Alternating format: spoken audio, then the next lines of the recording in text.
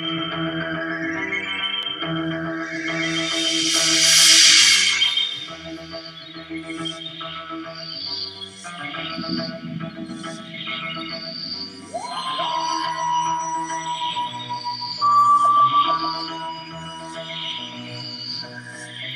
back to the Nerdy Grail, and today is the first in a 4-part series where I'll be doing different rankings or top 10s for best and worst in regards to Doctor Who episodes. So the first 2 videos I will be focusing on the classic series, giving you my best and worst of the classic era of the show from 1963 to 1989, and then I will do the modern era, so 2005 to currently 2025. So today's video, I'll be doing my top 10 favourite or top 10 best classic Doctor Who stories in my personal opinion. Now, some of these choices on this list you may find shocking, some of them you might be expecting, I don't know. But remember to keep it light and that this is my personal list. Your lists are probably going to differ from mine, and that is okay.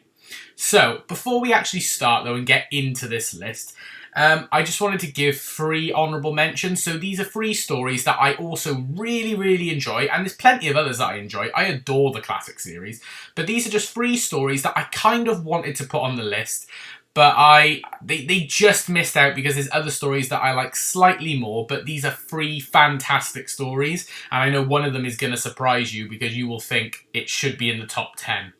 So the first honourable mention is a William Hartnell story titled The 10th Planet. So this is the final story for the first Doctor, the final story for William Hartnell. It's also his departure, so the very first regeneration, and it is also the first time that we see the Cybermen. I love the Cybermen, especially the Mondasian Cybermen. It is a fantastic story. The Doctor, so William Hartnell, was really ill at this point, so he does spend half of the episode lying in bed, so you don't see the Doctor, so Ben and Polly fill in the role of the Doctor. But the Cybermen are still cool, they're really creepy, the musical story is brilliant, and the setting of this Arctic base really sets the cold tone of the Cybermen. Really good, and a brilliant regeneration.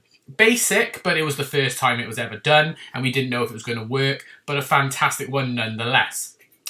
The second honourable mention on this list, and this is the one that's going to surprise a lot of people. This is a 4th Doctor story from season 12, Genesis of the Daleks. Yes, this is one that people will be blown away isn't in the top 10. But yeah, Genesis of the Daleks just missed out, but I had to give it an honourable mention. It's got my favourite TARDIS team of Classic Who, which is the 4th Doctor, Sarah Jane Smith and Harry Sullivan. And they are basically the Doctor and co are sent back in time by the Time Lords to avert the Daleks' creation or destroy them if they can. So that they turn into less evil beings. So you get to see Skaro from its early days, the Thals versus the Khaleds, the Daleks being made. You get to finally meet Davros, who then is in every other Dalek story of Classic Who from then on. You got characters like Nyder. There's lots of Nazi symbolism in here or relations to the Daleks. So it's very dark themed. It's a 6-part story, but it never drags. It is fantastic from start to finish. Tom Baker, Elizabeth Sladen and Ian Marter are on top form from start to finish. Michael Wisher as Davros. Fantastic Davros. He was amazing. He did the voices of the Daleks in stories prior, like the John Pertwee era. So he was no, alien to the Daleks. So I think it was really good, and I really enjoyed Genesis of the Daleks. And then the third and final honourable mention that I'm going to put on here before I get into my actual list is a 7th Doctor story titled The Greatest Show in the Galaxy. I think this is just a really fun story in general from start to finish. The 7th Doctor and Ace travel to this planet to basically go to the circus just to see weird and wacky things because they get a message sent to them by the TARDIS, and the Doctor just can't resist, but also he sort of knows that Ace has a fear of clowns and a fear of the circus, and the 7th Doctor was very manipulative of that, so he sort of wanted to see what was going on. We're introduced to the gods of Ragnarok, which, as a potential theory, could the gods of Ragnarok be coming back in the current series or era of the show? Who knows? There's lots of theories going out and around. I would love to see them pop up again. But yeah, it's just a fun story, great visuals, good 80s classic. You have to stick it on. when you can, personally. And it's great to see it again on the collection box set, because recently Doctor Who The Collection Season 25 came out, and it looks fantastic as usual. So those are my honourable mentions, and that's all the introductory stuff out the way. So now let's get into the actual top 10. So without further ado, here are my top 10 favourite classic series stories from Doctor Who, starting with number 10. Starting off my top 10 list is a First Doctor story towards the end of his era, and that is The War Machines. Yes, The War Machines is my favourite William Hartnell story of all time. I love it. It's the first time in his era since Unearthly Child that the Doctor's actually managed to get back to modern day Earth. This is also a companion arrival and a companion departure, as in this story we say goodbye to Dodo Chaplet and say hello to companions Ben and Polly. Now, Ben and Polly are an interesting duo. I much prefer Polly over Ben. I feel like Ben, when he's in the show, didn't really offer an awful lot, and then when Jamie came around, it made him even more irrelevant. But I really like Polly. Dodo's departure wasn't handled the very best, but still, that doesn't ruin the story for me, to be honest. I love the villain of Wotan, this evil machine, AI intelligence, computer intelligence that takes over the newly built post office tower when the Doctor lands. It's really good. It's basically, for me, this story, a prototype modern day unit story, because the Doctor for the first time has to work with the local army, the local military service in order to defeat this evil. So it really does feel like what the John Pertwee era ends up being. And I think that's really, really good. I think the pacing is brilliant. I think William Hartnell is fantastic. I just think everyone's got a good role to play. Unfortunately, Dodo doesn't. She just vanishes after getting possessed for the only moment on screen that she has. But yeah, I actually really enjoy The War Machines. I think it's a fun story, and if you have the chance to pick it up on DVD or see it on BBC iPlayer, fingers crossed eventually Season 3 will come out on the Blu-ray box set range, and then we'll get to see it there. But I definitely recommend checking out The War Machines. It's a must-watch, and that's why it deserves to be in my top 10 for Classic Who. In at number 9, we have a Fourth Doctor story from his third season, so season 14, titled The Talons of Weng Chiang. Yeah, I know this story is very controversial for being racist, and it is racist, let's be real, it is a bit of a racist story, but does that stop this story being good, and does it stop it being enjoyable? No, it doesn't. It's of the time. Obviously, we don't think this way anymore, and we shouldn't act the way that the characters do in this story, but you got to remember, it's a historical story that goes back in time. You know, things were like that back then. But yeah, it's still a fantastic story. I love it. It's a 6-part story, Victorian London. It's interesting because this is one of the few times that Tom Baker, the Fourth Doctor, does not wear his long scarf. He wears this cool, like, Sherlock Holmes style outfit. And it's good to see Leela as well getting to dress up for the times, because you don't see that a lot with Leela. She's usually wearing her typical Sever Team outfit. So it's good to see her dress up for a change.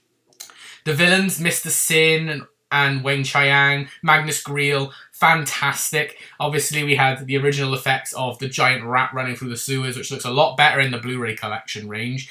You know, getting to see, like, the theatre, all sorts, you know, the dirty, dusty, old streets of London town. It was really, really good atmosphere for the story. Lots of fun. Good comedic moments as well when they're not being debatably racist. But I think it's a good story, and just check it out. It is a good story. It is a fun story with everything else aside. So I wouldn't let that put you off too much. But that's why Talons of Weng Chiang had to make it on this list at number 9. Coming in at number 8, we have the first story for Jon Pertwee, the first story in colour, Spearhead from Space. Fantastic story, amazing cast, amazing pace, and a scary story the first time the Autons were on screen. This is the first in a lot of ways. Like I said, it was the first story in colour, it was the first story for the 70s, it was the first story for Jon Pertwee as the Third Doctor, it was the first story for new companion Liz Shaw, played by Caroline John, who was fantastic. Obviously the first time the Autons were on screen as well. It was a lot, and the first time that the unit family would then be consistent in the show, because obviously they'd appeared before in, like, the Invasion and stuff, but this is where they were then consistent. And it was really, really good. And obviously the Doctor's now exiled to Earth after the events of the War Games, so he can't use the TARDIS, and he has to try and fit in on Earth with his new body. It's really, really good. And the design of the Autons is so creepy. The music, their movements, it's fantastic. From start to finish, I love it. Don't get me wrong, the next season's Terror of the Autons is also really good, but there's just something about the Autons and the way that Jon Pertwee acts in this story in particular that makes it a cult classic. Plus, obviously, we got to talk about the iconic scene of all the shop window dummies breaking through the glass and walking through the streets. I mean, obviously, they recreated that then in the new series with Rose because it was such an iconic scene. Fantastic story. Definitely have to check it out, and it's a great starting point for new fans as well. So that's why Spear Out in Space makes it on the list at number 8. Coming in at number 7, and at this point it does just seem strange that I've managed to get one from every Doctor so far, but there will be some overlap. So coming in at number 7 is one from the second Doctor's era, and this is The Mind Robber. Fantastic story. Such a fun story. Weird in terms of episode lengths, like some of the shortest episode lengths ever. There's one episode in particular that's literally about 16 or 17 minutes long. It's a 5-part story about the Doctor, Jamie and Zoe getting thrust into the land of fiction where they meet people like Blackbeard the Pirate, Rapunzel, the Minotaur, Medusa, you know, all sorts. And they got to try and figure out what's going on. They're being chased by toy soldiers. It's a lot of weird and wacky stuff that goes on in this story. Jamie even gets replaced halfway through the episode in part 2 or 3. The actor Fraser Hines was ill, poorly, and so he vanished for a time, and so they got someone to replace him for like an episode, and it works so well because, you know, you're in the land of fiction where things don't make sense, so it's almost like the story was built for that particular moment, which I thought was really, really good and really funny as well because they obviously build the jokes into it. Like the Doctor apparently messed up his face during a game, and that's why he looks different. I like the prod threads there. But yeah, really, really good. And there's an evil master character who's controlling this world. It's a trapped human who's being controlled by this giant brain to put all these storybook characters into this world and make them real. It is a really, really good, really fun story. And like I said, the episode lengths make it quite fast-paced. And Patrick Troughton, Fraser Hines and Wendy Padbury are on top form from start to finish. I highly recommend The Mind Robber. Definitely a cult classic story, and that's why it makes it on the top 10, coming in at number 7. Coming in at number 6, Patrick Troughton makes it onto the list again, but not as the main Doctor this time, as this comes from season 22. That's right, Colin Baker's first proper full season as the Doctor. This is The Two Doctors. This is another fun story. Again, I like fun stories with quirky plot lines and sometimes, you know, lots of returning characters and villains. For this one, obviously, the second Doctor and Fraser Hines, Jamie McCrimmon come back again. We also have the return of the Sontarans. I love the Sontarans, and they weren't used anywhere near enough in the classic series. But basically, the sixth Doctor and Perry have to basically save the second Doctor, because the second Doctor is essentially kidnapped and being turned into something else. And the Doctor, so Colin Baker's sixth Doctor, has to go back and save him, along with Perry, and teams up with Jamie, so you get to see the sixth Doctor work with a new companion, or old companion, or an old friend in Jamie McCrimmon, and they work off each other so well. I think Fraser Hines and Colin Baker had such good chemistry, you know, to the point where they even knocked Nicola Bryant off her pedestal. No offence, Nicola Bryant, you also did fantastic in this story, but I think the sixth Doctor and Perry's Jamie's relationship was a lot stronger than the sixth Doctor and Perry's in this one. But yeah, it is a really fun story. Good location footage as well. Really good. It's one of the few stories that's actually majority done on location, you know, when they're not on a spaceship or in a quarry, you know, so it was beautiful. Colin Baker's outfit looks stunning as well. He gets to change it up a bit from his brightly coloured coat. He fits the theme really well. I just think it's a really good story, if I'm being honest, and a fun one. And this is actually my favourite classic series multi-Doctor story. So that gives you a hint that, yeah, the 3 Doctors and 5 Doctors aren't on this list. I know, I actually like the 2 Doctors. I think it's fantastic, and I think you should check it out and give it a chance. So that's why the 2 Doctors makes it on my list at number 6. So now we're breaking into the top 5, and coming in 5th place is a 5th Doctor story, so Peter Davison's era, and that is Earthshock. Yeah, you were expecting this story to probably be on the list. It's usually quite high up on a lot of people's list for being quite a shocking story in more ways than one. So this saw the long return of the Cybermen after like a 7-year gap of not being on the show since Tom Baker's first season, which is insane. And they came back in style in a brilliant cliffhanger, one of the best cliffhangers of Classic Who, where they just show up and it is fantastic. But this is also a companion departure, and depending on what you want to view on Katarina in the first Doctor's era, the first proper companion death. I mean, Katarina is considered a companion and she does die, but for a lot of people, this companion, Adric, was considered the first proper one. And they even play silent credits at the end of that episode as well, as a way of mourning. That's how intense this story is. The Fifth Doctor and the Cybermen bounce off each other really well. David Banks as the Cyber leader is fantastic. The music's iconic.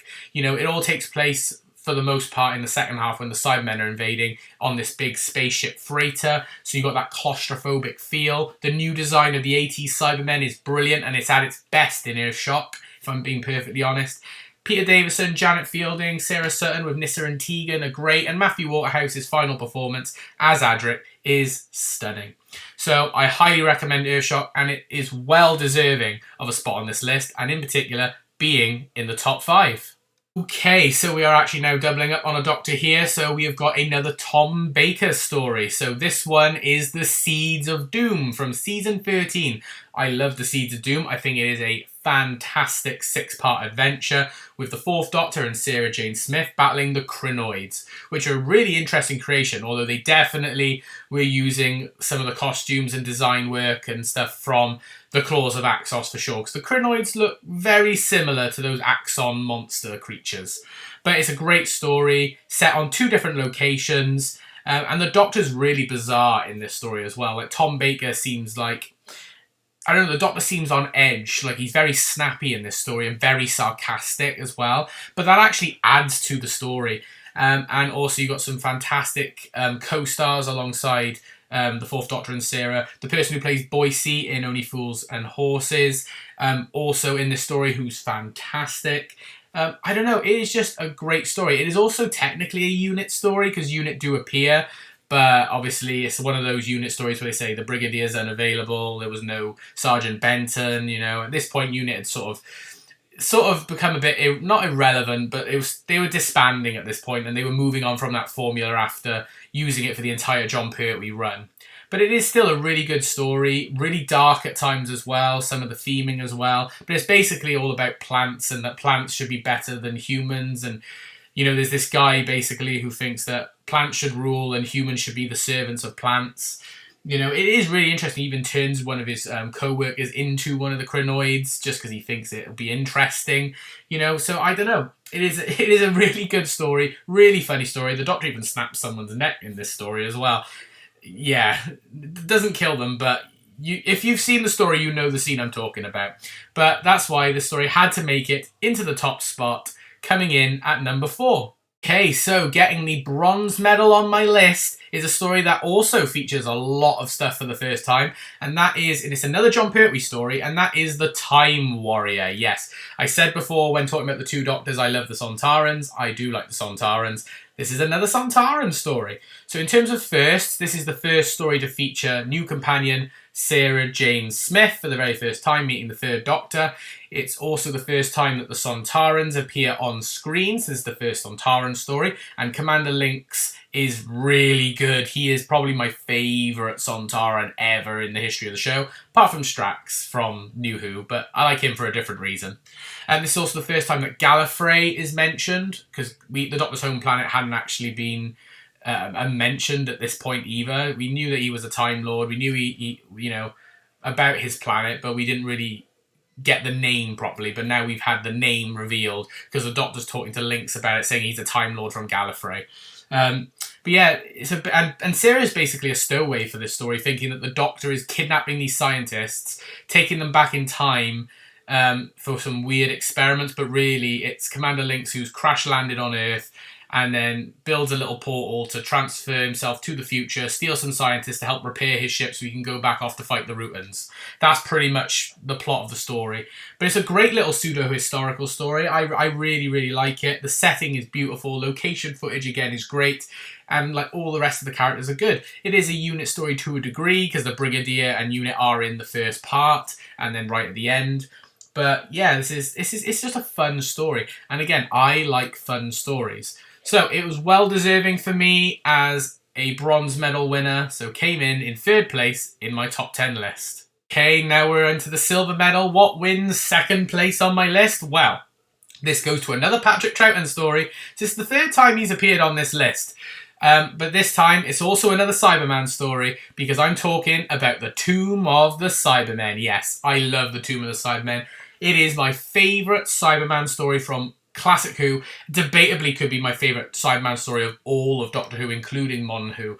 But there is another story in Modern Who that might rival it, but I'll see. But yeah, Tomb of the Cybermen is brilliant. The Doctor, Jamie and Victoria. Victoria has now officially joined the TARDIS crew after appearing in Evil of the Daleks the season prior. And it is a great first little outing for her. Fighting the Cybermen as her second villain after fighting the Daleks. She had an intense start to her era. But it all takes place on Telos. The Doctor, Jamie and Victoria join this little crew who are basically trying to find the remains of the Cybermen. So they travel to Telos, dig up the tomb and see what they can discover. And it all takes place in this little underground base where they release the Cybermen from their tombs. And the Cybermen obviously are starting to awaken and go on a bit of a rampage. But this is one of the stories where the side characters are also amazing. Like the other main antagonist, Klieg, is just bizarre and weird, but he is a fantastic character. All the rest are great as well. Toberman is a fantastic little character as well. He's like this big, strong man who they use as like a henchman to do. Basically, he's the brawl, not the brains. But he gets half converted into a Cyberman, and he helps to defeat the Cyber Controller at the end. You know, I don't know. I just think it is a really good story. There's some great speeches from the second Doctor when he's talking to Zoe. He's talking to Victoria about his family, about his home, because Victoria claims that, you know, he probably doesn't remember his home being so old. But the Doctor tells her that he does, and he always thinks about them. So you get some really good touching moments with the second Doctor in this story, and one of his best speeches ever. You know, so I think it's essential watching to watch Tomb of the Cybermen. Even if you're just a fan of New Who, if you're going to pick a classic Doctor Who story, you need to watch the Tomb of the Cybermen. It is a brilliant story. Well deserving of being on the top 10 spot in anybody's list, I think, personally. But for me, second best story of Classic Who, coming in at number 2. Here we are, the gold medal, my favourite classic Doctor Who story, and debatably my favourite Doctor Who story of all time. Anybody who knows me knows what this story is. I've spoken about it time and time again. My fiancé gets sick and tired of me saying how good this story is. I'm, of course, talking about the swan song of the Fifth Doctor, played by Peter Davison, The Caves of Androzani. Now, this is probably another story that a lot of people expected to be on the top 10. Maybe they didn't expect it to be number 1, but you expected it to be on here, probably. Yeah, for me, it is the best story for Peter Davison's era. One of the best written Doctor Who stories of all time. One of the best regeneration stories, if not the best regeneration story of all time. And it finalises his era to the T. And this Doctor, you know, you really tell he's been through the ropes, especially in his last season where he's lost so many companions. He's had so many battles which have ended in so much death and destruction. Warriors of the Deep where everybody died apart from him, Turlough and Tegan. Resurrection of the Daleks, which has an immense death count and death toll. The Daleks going on an absolute rampage. He loses Turlough. He loses Tegan, who's had enough. He then gains Perry, you know, and on her first outing, she basically causes his death to a degree, because the plot is the Doctor and Perry land, so new companion Perry, land on Androzani Minor, and they just go for a stroll, and then accidentally go into one of the mines. Perry falls into this weird nest, a Spectrox nest, they call it, and basically they get infected. They get infected with a deadly disease, and then slowly dying all the way through the story. But what I think is the most interesting is this is one of the few Doctor Who stories where literally the Doctor and Peri have no allies. Nobody in that story likes them or is wishing them well, apart from Shara's Jack, who is your other little mini antagonist, I suppose. He's a great character as well. Very Phantom of the Opera. But he is your other little mini antagonist, stroke protagonist, because by the end he does help them. But he's just got a weird obsession with Peri and beauty because he's been scarred, so he wears a mask. But yeah, when he finds out that Peri is dying, he wants to help. But yeah, all through the story they're dying, and you can see it. The Doctor's energy gets low. He starts getting these weird cuts and scrapes and bruises, and his skin starts peeling. He's got a cut on his head that isn't healing. And he will do anything to save Peri. He sacrifices himself to save Peri at the end. He eventually gets the cure. He drops half the cure, so he's only got enough to save either him or Peri. And he chooses Peri. And at that point on screen, he's only just met her. So he's sacrificing himself for someone he doesn't know because he can't bear to see that person die. And subconsciously, during his regeneration, he mentions Adric as his final word. And so I like to think he's doing that because he can't bear to lose another person close to him. He lost Adric towards the start of his era, and he's never been able to forget it. And so he's using that, as a way of saying, I'm not going to lose her too. So you've never seen the Fifth Doctor more heroic. You've never seen the Doctor be more heroic.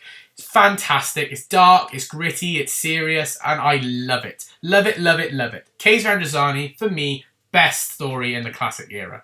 Hands down. So that is my top 10 list for my favourite classic Doctor Who stories. I hope you did enjoy this video. If you did, please like it by giving it a thumbs up and comment down below what are your favourite stories from the classic era. And subscribe if you are new. Now, the next video that I'll do, well, probably not the very next video, but the next video in this 4-video series, I will then be doing my least favourite episodes from the classic series, and that will be a lot of fun. So, this is the Nerdy Grail signing out. I hope you've had an amazing day, and I'll see you all in the next video. Bye for now, everyone.